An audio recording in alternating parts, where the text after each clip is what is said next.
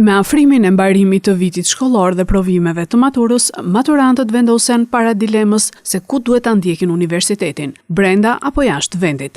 Në shkollën jo publike nënshkruesi pavarësisë në Bisefa, u zhvillua sot debati me temë studimet e larta brenda Shqipërisë apo jashtë vendit, me nxënësit e gjimnazit. Të ndarë në dy grupe, nxënësit argumentuan avantazhet dhe disavantazhet e këtyre dy mundësive. Ne shumë mirë mund të studiojmë edhe jashtë vendit, të fitojmë atë përvojë profesionale, e cila do të ketë shumë përfitime se sa brenda vendit dhe mund të kthehemi në Shqipëri ta investojmë atë shumë mirë këtu. Por pse ne duhet të shkojmë të studiojmë jashtë dhe të kthehemi në vendin tonë, kur ne mund të studiojmë këtu dhe ta krijojmë të ardhmen tonë këtu. Gjithçka që do studiojë ta ndjejë shpoj njëjtë me këtë vendin tonë, sepse asnjë gjë nuk është ndonjë ndryshe andej dhe këtu ndryshe. Dhe ne do të kryqemi sa më shumë që të japim maksimumin që të punojmë në vendin tonë dhe ta krijojmë të ardhmen këtu dhe pse jo. Nëse ti bën studimet jashtë, në bazë të diplomës që ti përfiton, janë universitetet e caktuara të cilat janë të ndërlidhura me kompani të ndryshme që ty mund të të hapen rrugë shumë më tepër se sa në Shqipëri. Mësuesja e gjuhë letërsisë Ariola Çraga, që së bashku me Jurin ndoqi nga afër debatin, u shpreh se aktiviteti i arriti qëllimit.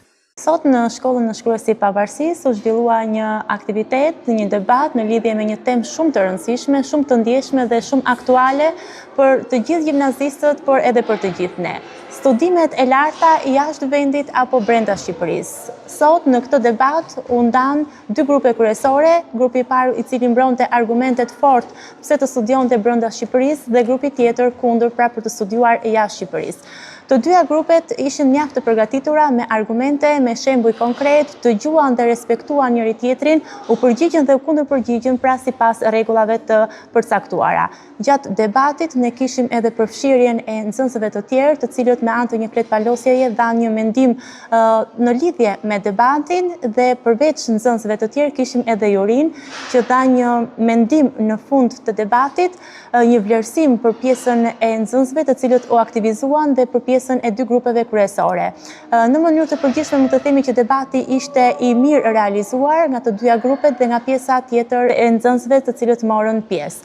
Ajo që mua më pëlqeu nga nxënësit ishte se ata treguan se në debat nuk fiton zëri më i lartë, por fiton argumenti më i fortë. Dhe kjo ishte shumë e rëndësishme për të.